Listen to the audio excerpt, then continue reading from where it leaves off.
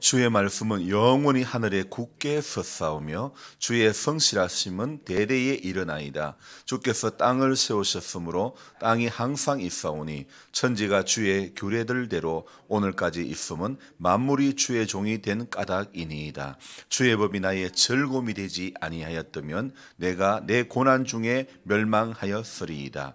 내가 주의 법도들을 영원히 잊지 아니하오니 주께서 이것들 때문에 나를 살게 하심이니이다. 나는 주의 것이오니 나를 구원하소서. 내가 주의 법도들만을 찾았나이다. 악인들이 나를 멸하려고 엿보오나 나는 주의 증거들만을 생각하겠나이다. 내가 보니 모든 완전한 것이 다 끝이 있어도 주의 계명들은 심히 넓으니이다. 아멘.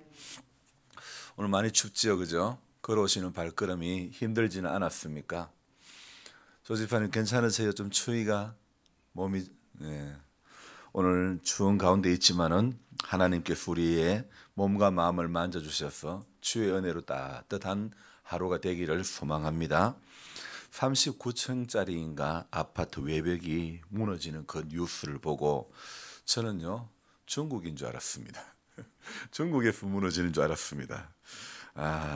중국 비하 발언은 아니겠죠? 제가 유명인이 아니라는 것에 감사합니다. 정말 지금은 말 한마디도 굉장히 조심스러운 시대인 것 같습니다. 특히 지금 대통령 후보들이 하는 말이나 행동은 곧바로 지지율하고 관련이 되어 있기 때문에 또 그 사람들 옆에는 항상 기자들이 따라다니기 때문에 그중에 좋은 기사를 쓰는 기자를 만나면 얼마나 좋겠습니까? 다행이겠지만은 그러나 반대를 위한 그런 기사를 쓰는 기자들도 많이 있죠. 그래서 저는 생각해 보니까 제가 기자들이 옆에 안 따라다니까 얼마나 좋은지 모르겠어요. 그리고 만약에 제가 제 삶을 이렇게 제 옆에 기자들이 따라다닌다 그러면 나는 아무래도 숨통 막혀서 못 살 것 같아요. 그렇지 않습니까? 제가 어제 하루를 지내온 것도 만약에 기자들이 제 24시간을 따라다녔다면 하우스 밖에 돌아다니는 병아리를 잡아가지고 머리를 한번 이렇게 때려준 걸 또 암흑의 목사가 동물 학대죄라고 그렇게 떠들지 않았을까요? 또 어제 오셨던 그 집사님을 좀 도와드린다고 쓰레기 한 차를 매립장에 이렇게 싣고 가서 버리고 왔는데 그거 역시 암흑의 목사가 청정봉화에서 쓰레기 분리수거도 제대로 하도 안 하고 그냥 다 갖다 버렸더라 그렇게 이야기하지 않았을까요? 요렇게럼 금방 뉴스가 나갈 것 같은데 그래서 제가 유명하지 않아서 참 감사한 거예요. 하지만 여러분 이것도 조심스러운 게 기자가 보지는 않지만은 전능하신 우리 하나님은 우리의 일거수일투족을 전부 다 보고 계신다는 사실입니다. 기자들이 못 본 것까지도 우리 하나님은 다 보고 계시고 다 알고 계시고 다 듣고 계신다는 사실입니다. 그래서 저와 여러분들은요 하나님이 다 보고 계신다 다 알고 계신다는 이 인식하에 늘 범사에 조심하며 살아가는 것이 우리의 삶의 자리에 필요한 것 같습니다. 그래서 인생이요 여러분 하나님을 어떻게 인식하고 사는가 이거는 굉장히 중요한 문제라는 것입니다. 외벽이 무너지는 그 내린 아파트는 다름 아닌 우리나라 광주였죠. 그것도 참 제가 몸을 담았던 현대그룹 회사 중에 하나인 시공사가 그 현대산업개발이라고 하는 제 기억으로는 아마 저는 전에 주식을 좀 해볼 때에 그 회사 주식도 제가 사봤던 것 같은데 왜 샀을까요? 제가 그 회사 주식을 왜 샀을까요? 비전을 보고 이 회사 주식을 사고 있으면 올라갈 것 같은 그런 그 비전을 보고 제가 샀었더란 말이에요. 지금에서 뭐 주식 근처도 가지도 않지만은 과거에 그런 적이 있었다는 거예요. 자, 그렇게 결국은 그 비전을 보고 그 대단한 회사도요. 이게 뭐 여기 뭐 봉화에 조그마한 어떤 뭐 건설회사가 이게 그 시공하는 그런 아파트가 아니지 않습니까? 근데 그 대단한 회사가 시공하는 공정 가운데 이런 대참사가 일어났다는 것은 참으로 안타까운 일이 아닐 수가 없는 겁니다. 결국 모르긴 해도 부실 공사임에는 틀림이 없는 것 같습니다. 아니란 생각을 가지고 문제 없을 것이다 이런 생각을 가지고 설계대로 정확하게 한 것이 아니라 감으로 어떤 그 공정의 그 완성 기기를 맞추기 위해서 아무래도 한층 올라가는 모든 그 과정에 겨울철에 콘크리트가 양생되는 속도를 고려하지 않고 아무래도 무리하게 공사 일정에 맞추려고 하다 보니까 이런 일을 당하지 않았나 이런 생각해 봅니다. 여러분 우리의 신앙도 마찬가지라는 겁니다. 계속해서 말씀 보자, 말씀 붙들고 기도하자. 그렇게 하지 않으면 말씀 붙들고 예배하지 않으면 50년을 우리가 신앙생활해도 평생 예배당에 살아도 여러분 사람이 넘어지는 것은 무너지는 것은 한순간이라는 것입니다. 39층까지 다 올라가서 무너져 내렸습니다. 여러분 오늘 그걸 보면서 공사하는 사람이 왜 그렇게 공사했을까 이렇게만 보는 사람이 있을 것이고 또 나도 내 신앙도 우리 교회도 저렇게 한순간에 무너져 내릴 수 있구나 이렇게 생각할 수 있는 하는 사람도 있다는 것입니다. 그래서 저는요 오늘 아침에 현대 산업개발로서는 안타까운 일이지만은 오히려 지금 무너진 게 다행이라는 생각이 드는 거예요. 왜요? 삼풍백화점처럼 그 수많은 인파들이 매몰돼 가지고 얼마나 많이 죽었습니까? 그렇게 다 입주하고 난 다음에 이런 부실이 문제가 있어서 외벽이 무너졌더라 그러면 아마 어마어마한 대참사가 일어나지 않았을까요?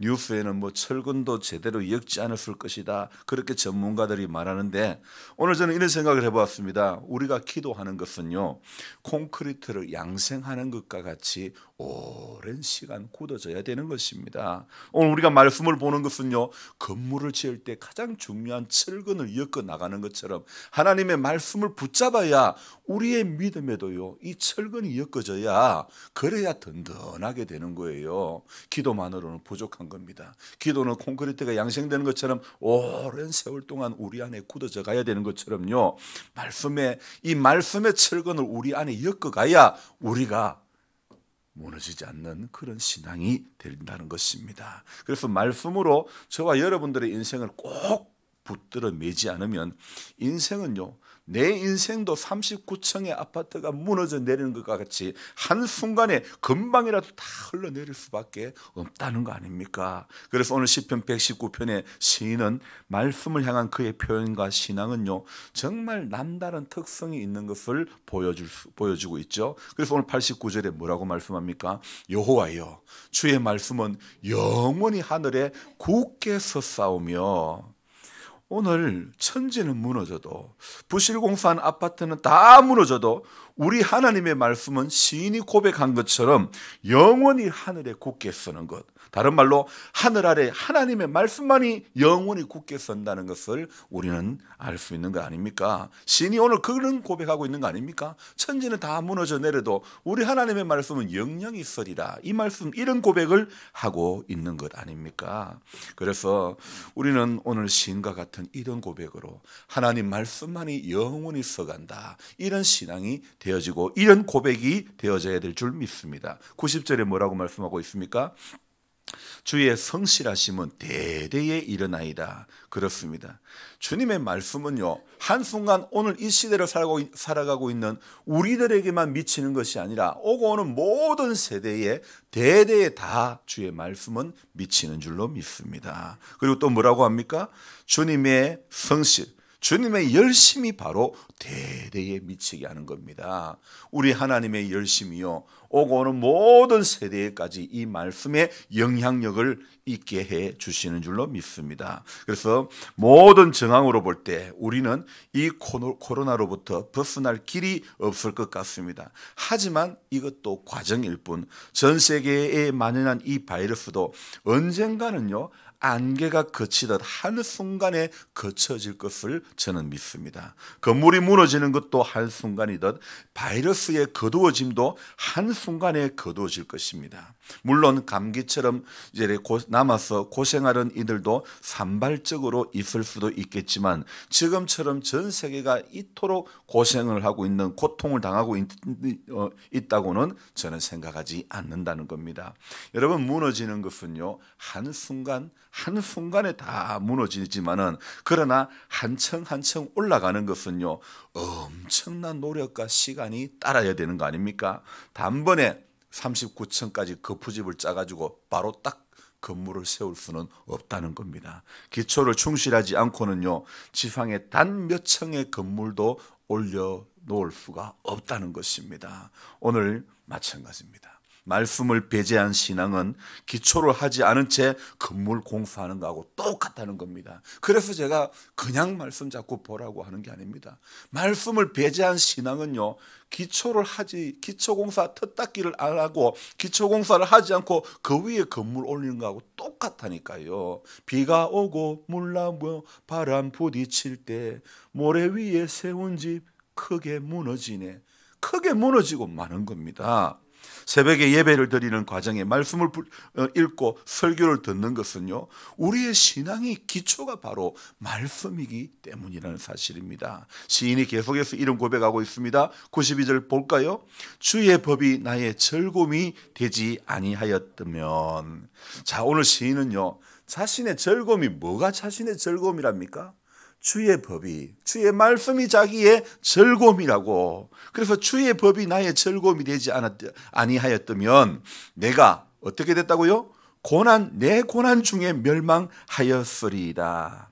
맞습니다. 여러분, 오늘요, 우리 인생은 주의 법이, 주의 말씀이 내 인생의 즐거움이 되지 않으면요, 우리는 진작 고난 중에, 우리는 진작 질병 가운데, 고통 가운데 우리는 다 무너지고 말 인생들 아닙니까? 오늘 말씀이 자신의 즐거움이 되지 않으면 자기는 고난 중에 진즉 멸망을 당할 수밖에 없다는 그런 고백을 하고 있지 않습니까? 시편 3편 6절에 보면 천만인이 나를 둘러치려 하여도 나는 두려워하지 아니하리로다, 이런 고백을 하고 있습니다. 하나님께서요, 나에게 돕는 자가 되어주시니 무서울 것이 없다, 이렇게 시인은 고백하고 있죠.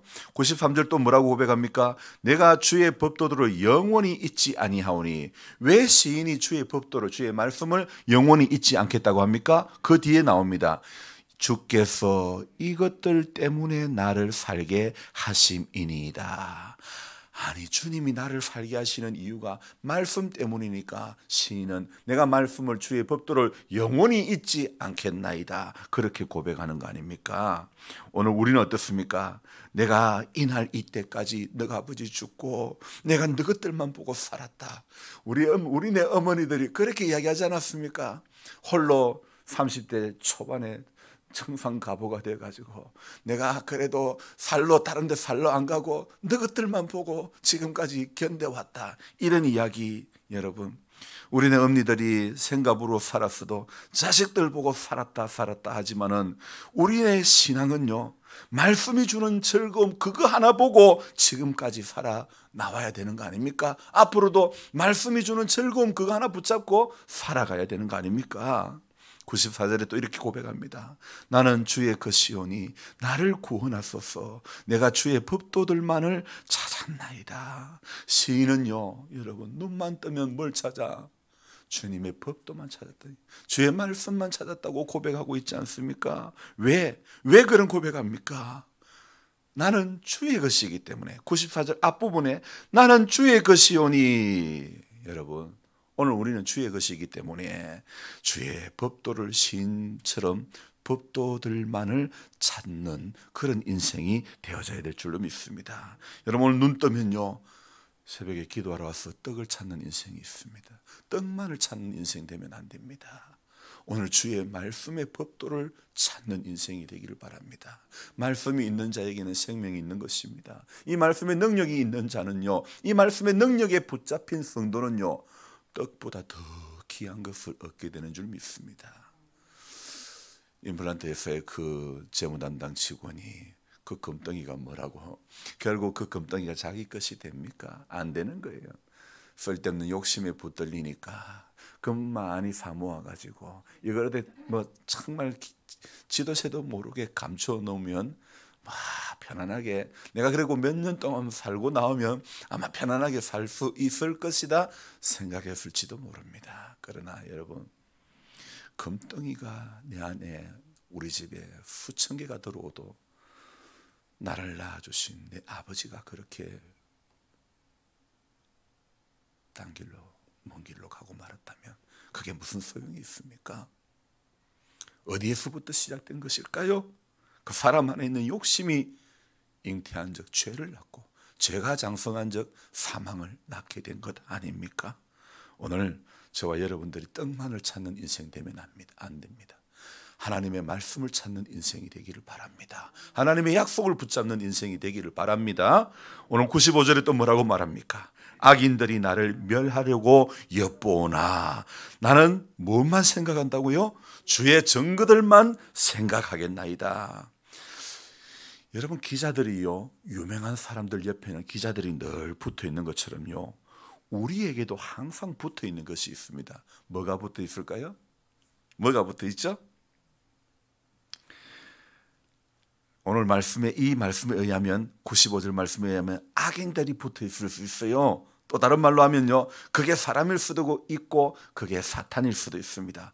왜 악인들이 붙어 있을까요? 나를 멸하려고, 나를 넘어뜨리려고 우는 사자와 같이 두루다니며 삼킬 자를 지금도 찾고 있다는 것입니다. 그래서 시인은 이렇게 고백하고 있죠. 나는 주의 증거들만 생각하겠나이다. 여러분, 이것이 바로 죄악 세상에서 성도가 살아나갈 방법 아닙니까? 죄악 세상에서 성도가 이겨나갈 가장 현명한 방법이 나는 주의 증거들만 생각하겠나이다. 이것이 여러분 우리에게 유일한 대안이 아닙니까? 여러분, 사람이 아무리 어려워도요, 희망이 있으면 견뎌내는 것입니다. 그러나 아무리 봐도 희망이 없다고 느껴질 때에 그때는 견디지를 못하고 한순간에 39층의 아파트가 다 올라갔어도 무너지고 마는 것처럼 우리 평생 믿음 생활하면서도 한순간에 무너지고 마는 것입니다. 왜요? 뭐가 안 될 때요? 어려워도 주님이 나에게 힘이 되며 주께서 나의 원수의 목전에서 내게 상을 베푸시고, 이런 믿음이 없으면요, 여러분, 우리는 어떻게 됩니까? 이 믿음이 있으면 사망의 골짜기로 다닐지라도 이런 고백이 되어지는데, 이 믿음이 없으면 그렇게 기도하고도, 그렇게 하나님 앞에 기도하고 매달리고 그렇게 살아오더라도 마지막에 넘어지고 만다니까요. 여러분, 그래서 오늘 우리에게 필요한 것은요, 시인의 이러한 결단과 고백이 필요한 것입니다. 다시 한번 정리합니다. 시인은 어떤 결단을 하고 있습니까? 어떤 고백을 하고 있습니까? 주의 법이 나의 즐거움이다, 이런 고백을 하고 있죠. 두 번째로 시인은 주의 법도들을 영원히 나는 잊지 않겠다, 이런 고백을 하고 있습니다. 그리고 또 뭐라고 말합니까? 나는 주의 법도들만을 찾겠다, 94절에 이야기하고 있죠. 자, 그리고 95절에 나는 주의 증거들만 생각하겠다. 여러분, 바로 이런 고백이 저와 여러분들을 살게 하는 것 아닙니까? 하나님께서도요, 전능하신 우리 하나님께서 다 하실 수 있는데 하나님께서는요, 하실 수 없는 게 있더라고 보니까. 뭐냐면 믿음 없는 자는 도울 방법이 없는 거요. 믿음이 있어야 하나님이 역사하는 거 아닙니까? 믿음 없는 자는 도울 방법이 없는 거예요. 하나님은요, 말씀 없는 자는 고칠 방법이 없는 거예요. 아멘. 말씀이 있을 때에 하나님의 치료하심이 경험되어지는 것이고, 믿음이 있을 때에 하나님이 도와주실 수 있는 겁니다. 여러분, 전능하신 우리 하나님이지만 우리 인생에게 필요한 것은 믿음이고 말씀이라는 겁니다. 그래서 오늘 우리 이 추운 날, 이 새벽에 나온 이 모든 것도 오늘 우리에게 필요한 것은 떡이 아니고, 주님 그렇습니다, 말씀이 필요합니다. 주님 그렇습니다. 주님, 오늘도 우리에게 필요한 것은 믿음입니다. 금보다 더 귀한 믿음은 참 보배 되도다. 금보다 귀한 믿음이 참 보배가 되는 거 아닙니까? 이 진리 믿는 사람들 다 금을 받겠네. 다 다 로또를 받겠네. 아니라니까요. 다 뭐를 받아요? 말씀이 주는 복을 받게 되는 줄 믿습니다. 그러니까 저와 여러분들 오늘도요, 이 새벽에 날이 추워도 저와 여러분들은 환경에 주눅되지 마시기 바랍니다.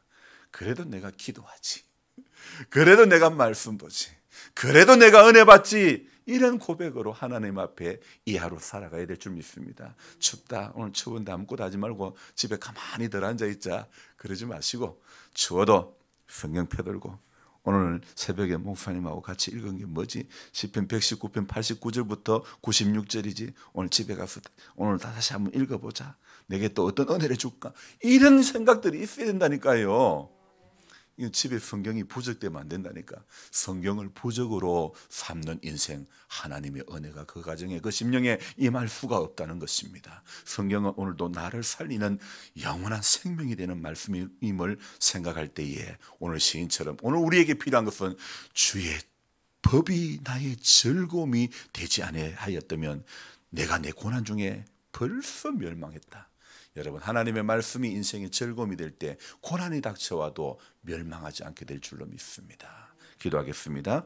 하나님 고맙고 감사드립니다. 새로운 한 날을 시작하는 첫 시간에 이 추운 일기 가운데 하나님, 시설도 대단치 않지만은 우리 하나님, 우리 연로하신 성도님들이 주의 전을 찾아서 이렇게 왔습니다. 하나님, 어떤 것 바라보지 않고 세상의 떡을 바라보지 않고 주님 믿음을 찾아 하나님 앞에 나왔습니다. 주님, 금보다 더 귀한 믿음을 이 새벽에 주의 전에 나온 우리 모든 성도님들에게 함께해 주시기를 원합니다. 그 은혜로 오늘도 붙잡아 주시기를 원합니다. 우리에게 믿음이 없으면 하나님이 도울 방법이 없습니다. 우리에게 말씀이 없으면 하나님이 고칠 방법이 없지 않습니까? 오늘도 우리에게 말씀을 주시고, 오늘도 우리에게 믿음을 주시고, 오늘도 우리에게 은혜를 주셔서 이 하루도 환경은 악한 것은 우리를 넘어뜨리려고 몸부림치고 있습니다. 우리 믿음도 말씀 앞에 서지 않고